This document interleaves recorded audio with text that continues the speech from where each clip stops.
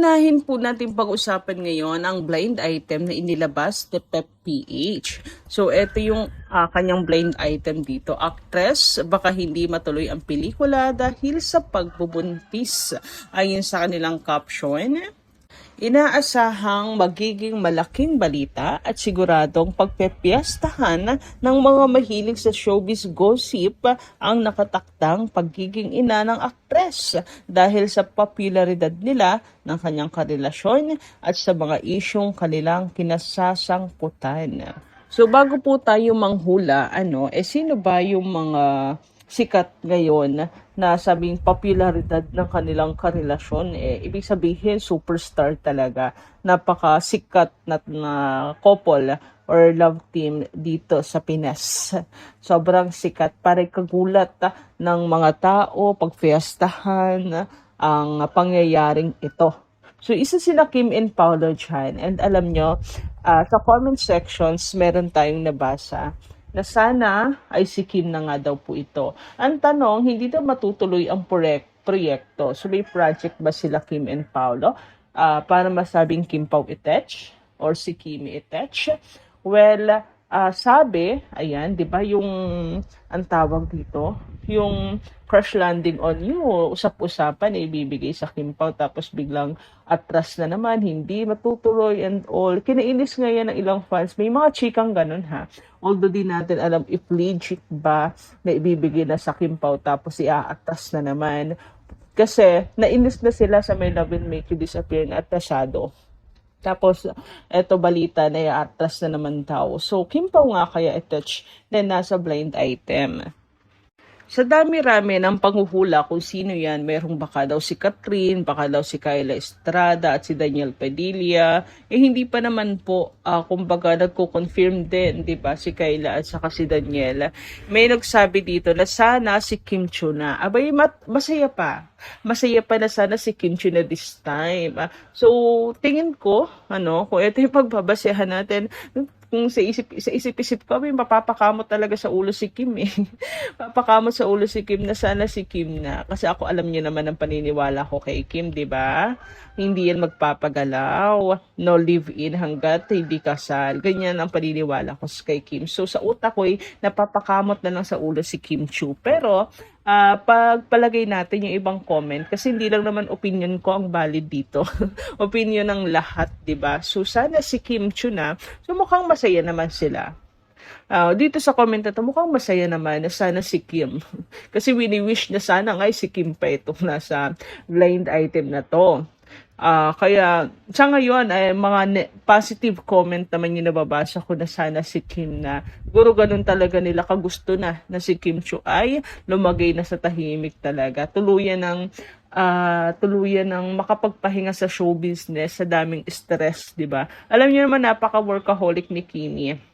Trabaho dito, trabaho doon. Walang hinihindian si Kimi. Napakasipag. So, it's time naman siguro na makapagpahinga nga naman siya. And kung mangyayari ito, di totally makakapagpahinga si Kimi. Diba? Tapos, alam niyo, usong-uso pa yung balita nga na sa kasal ng Kim Pao na parang sobrang hot ng chika na yan ngayon. Nag-2026 lang. Siguro may kinalaman din to sa sinabi ni Pao na sa 2026 ready na siya. So, abangan natin yan. Mukhang tutuparin naman ni Paula Avellino ang kanyang pangako, di ba? Naniniwala din po ba kayo doon? And ayun nga, since may nagsabi at may mga comment doon na sana si Kim Chiu na and palagay nila Kim Pao na i-touch, project ng Kim Pao hindi matutuloy, parang okay lang basta mabuntis lang si Kimi at malagay na siya sa tahimik. Kayo, anong inyong say? Galit ba kayo kasi ni-issue na naman si Kim na buntis? Taon-taon na lang, since 2025. Anak ko, hindi man lang pinalagpas muna ang January. Talagang humataw na naman agad si Chikang buntis si Kimi. Hindi man lang pinalagpas si January. Agad, welcome agad si January. Di ba? Or kayo isa sa masaya na finally this is happening now. Ganyan. Anyway, dumako naman tayo dito sa ganap ng Kim Pao ng birthday ni Miss Garlic. Di ba magkakasama nga po sila dyan? Pero di na natin uungkatin yun. Dito focus tayo sa Kim Pao na kung saan si Paula Avellino ay grabe po makasunod kay Kimi. Talagang ang mga mata niya hindi nawawala kay Kim Chiu. Bantay sarado talaga si Kim. Kita niyo yung mga larawan na yan. O, di ba? Hindi mapapakali si Pao hanggat yung mata niya hindi nakatuon kay Kim Chiu. Siguro, tinitingnan niya bawat step ni Kimi baka madapa. Charot lang. Or sadyang may iniingatan na siya. Uy, makakunik naman, nabagas talaga. Parang gusto rin. But anyway, ayun nga. Napaka-consistent ni Paolo. Ang dami na natin nakuhang stolen shots na si Pao talagang lagi nakatingin kay Kim. Hindi maalis sa kanyang mga titig kay Kimi. Yung tipong groupie, lahat nakatingin sa camera. Pero si Pao, nakatingin kay Kim Chiu. No, bukod tanging siya ang nakapaling ang leeg. Lahat nakafocus sa harapan sa camera, nakangiti-ngiti. Siya nakapaling ang leeg kay Kim. And eto na naman siya. Hindi na naman po maalis ang kanyang paningin kay Kim Chiu. Lagi siyang nakasilip, kahit malayo na si Kim, nakasilip pa rin siya. Dapat lagi niyang tanaw ang kanyang chinita princess. Hoy, sino ba namang maniniwala na walang relasyon kapag kaganyan, di ba? Bantay sarado. Talagang nakabakod siya parate kay Kimi. Bakod in a good way naman. To the point na gusto niyang ingatan, parang gusto niya lagi ingatan si Kim Chiu. Make sure sino yung nakaharap niya, sino kausap, ano yung maaapakan. Parang ganun eh. Grabe, no? Obsessed yarn. Anyway, masaya kami yung mga Kim Pao fans na nakikita namin ganito si Pao pagdating kay Kim Chiu. Kayo ba? Anong yung say tungkol dito? Ako happy ako. Bala kayo dyan. Anyway, dumako naman tayo sa comment ni Miss Norma Dayag. Sabi po niya dito, Gandara, good AM. Yes, very obvious siya. Bakit siya nai-insecure kay Kim? Kasi yung panglalait niya noon kay Kim na bakit pinili siya ni Paolo kaysa sa kanya, mas maganda siya kay Kimi. Really, you are beautiful rather than Kimi. Yes, outside personality, you are beautiful to Kimi. But inside, nako Chanin, mahiya-hiya ka. Ano itong binigay ni Paolo na 3M para sa iyo? Ikaw lang ang asyomera na nag-assume na naging kayo ni Paolo. Bakit Pao denies it? And he chose Kimi rather than you. Yes, educated but not learned. You are included here. And just maarting machika is always insulting our idol Kimi. Machika, you can never put down a person with full of good mind, deeds, and most of all, not braggart. Mayabang. Ito yung kailangan mo, Janine, na ipinagyayabang mong kagandahan mo. Really? Bakit? Ipinagpalit ng mga naging karelasyon mo. Bakit ka ipinagpalit? High time, Janine, to examine carefully your personality. Di ba edukada ka? Kaya look for the meaning of personality. God bless Kim Pao and all their legit fans, vloggers, families, seniors, and Aki. So, si Miss Norma Dayag, agree na maganda si Janine. Mas maganda kay Kimi. Kung panlabas ang pag-uusapan. Pero panloob daw, wala siyang panama kay Kim. And yan ang lamang ni Kim Chiu sa kanya. Kaya mayroon talaga siyang dahilan para ma-insecure kay Kimi na bakit nakukuha ni Kim lahat ng gustuhin man niya. Actually, kahit hindi niya gustuhin, nakukuha po niya kasi biniblessed siya. Anong inyong masisay po tungkol doon? Ayan, basta ugali talaga, napaka-importante po niyan. Samantala, sabi naman ni Edgar Puentes, hindi yata kasal ang kulang sa Kim Pao, kundi pag-amin na lang, nakasal na sila. He. Huy, gusto ko yan ha. Grabe, hindi pala aamin ang Kim Pao na na ikakasal na sila kasi kasal na pala. Charot. Grabe ka, Sir Edgar Puentes, no? Grabe. Yun pala'y kasal na. Yun na lang kulang, ang umamin na sila'y matagal ng kasal. May kumalat talaga mga rumor at haka-haka sa social media na di umano'y buntis si Kim Chiu, lalo na dahil may mga netizen na nag-comment tungkol sa itsura ng kanyang tiyan sa ilang pictures at reels online. Ang mga post na to ang nagpasiklab ng usapan at debate sa fan pages at social platforms. Walang opisyal na pahayag si Kim Chiu o ang kanyang camp na totoong buntis siya. Ang mga posts na kumakalat ay galing sa fans at iba pang netizens, hindi sa aktres mismo o sa kanyang management. Ang ilang supporters, lalo na ang mga Kim Pao, fans ng tambalang Kim Chiu at Paolo Avellino, ay nag-react na parang maganda at masaya kung maging totoo ang usap-usapan tungkol sa pagbubuntis. Marami rin ang nagsasabing puro haka-haka lang ang mga claims at hindi dapat agad paniwalaan dahil wala pang formal na confirmation. Viral at kumalat sa social media ang ideya na buntis si Kim Chiu dahil sa mga fan posts at speculation. Hanggang ngayon, hindi pa ito opisyal na kinukumpirma ng aktres o ng kanyang team. Para sa akin, ang balitang ito ay malinaw na produkto ng speculation at sobrang pag-a-assume ng social media, hindi ng kumpirmadong katotohanan.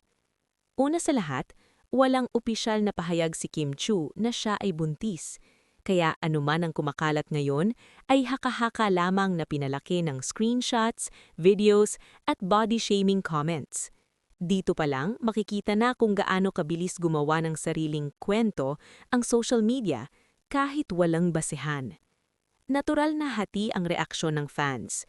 May natutuwa at excited, lalo na ang mga fans na mahal si Kim at umaasang masaya ang personal niyang buhay.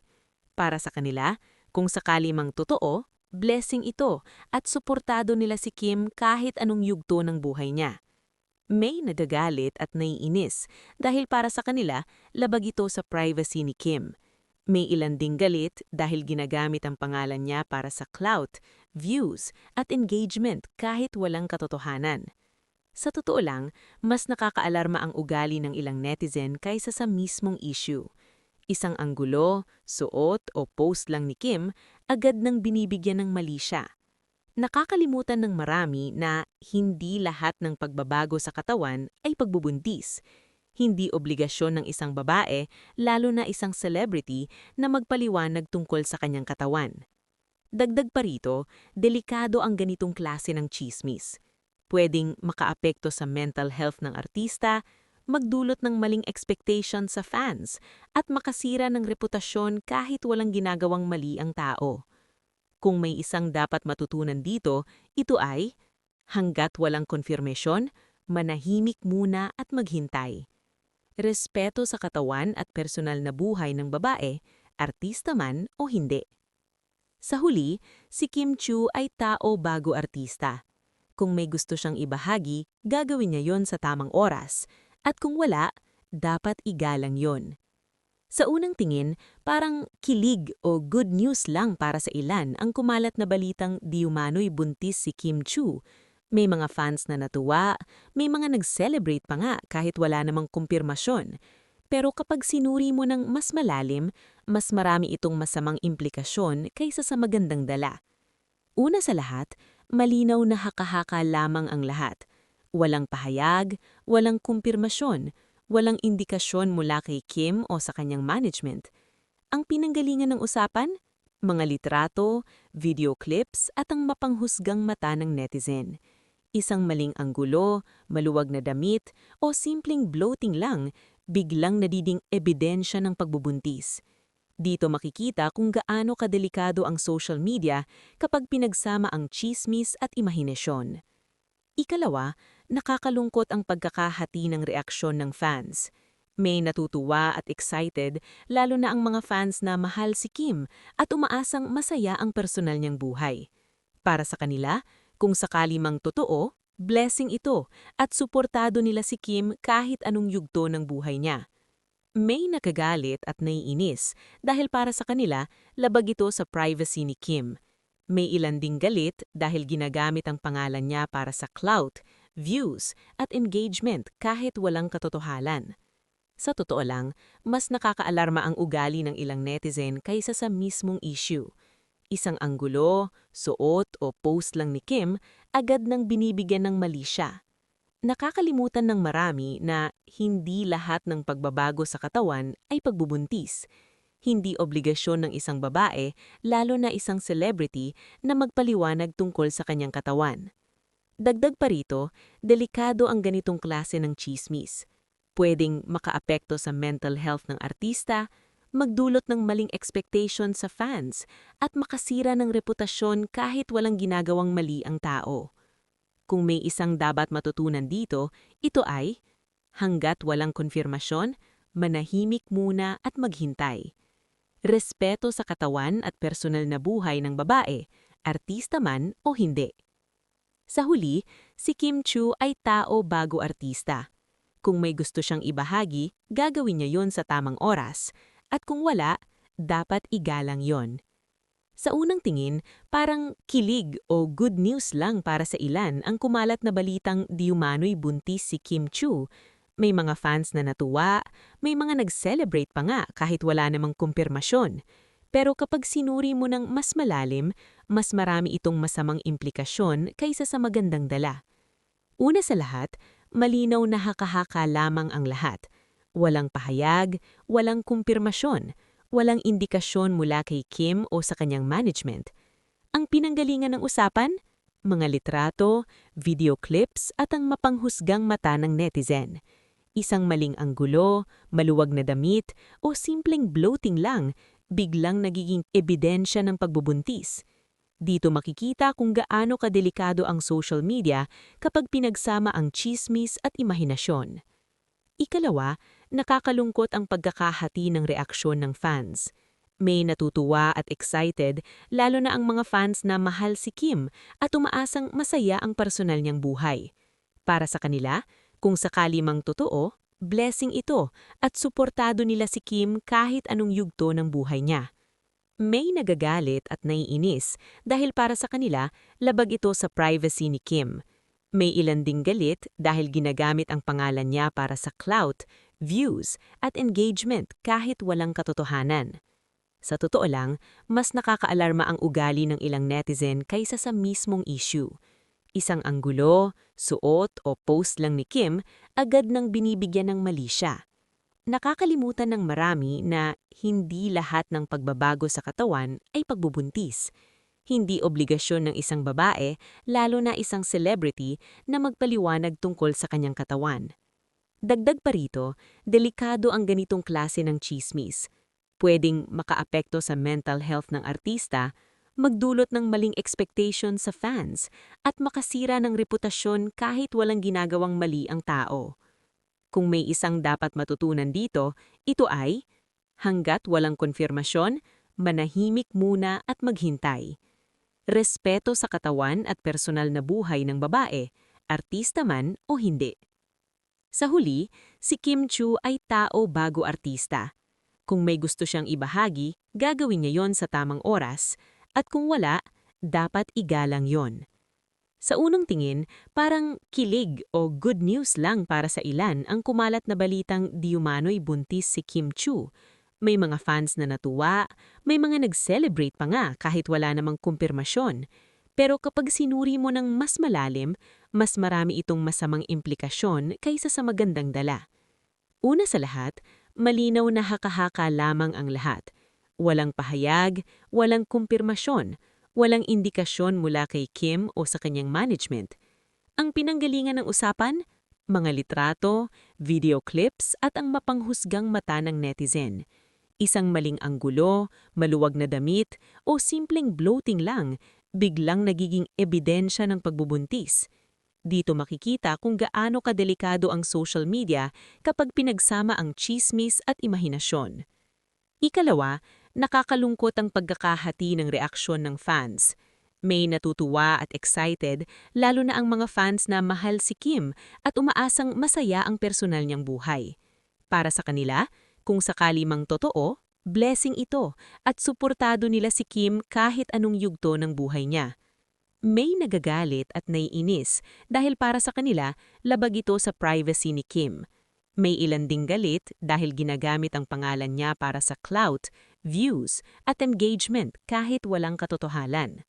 Sa totoo lang, mas nakakaalarma ang ugali ng ilang netizen kaysa sa mismong issue. Isang anggulo, suot o post lang ni Kim, agad nang binibigyan ng mali siya. Nakakalimutan ng marami na hindi lahat ng pagbabago sa katawan ay pagbubuntis. Hindi obligasyon ng isang babae, lalo na isang celebrity, na magpaliwanag tungkol sa kanyang katawan.